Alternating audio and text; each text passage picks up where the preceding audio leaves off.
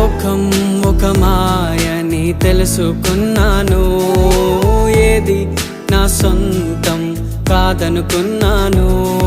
ఈ లోకం ఒక మాయని తెలుసుకున్నాను, ఏది నా సొంతం కాదనుకున్నాను. తప్పిపోయిన కుమారుని నేనైతే, నా కొరకై నిరీక్షించే తండ్రి నా యేసు.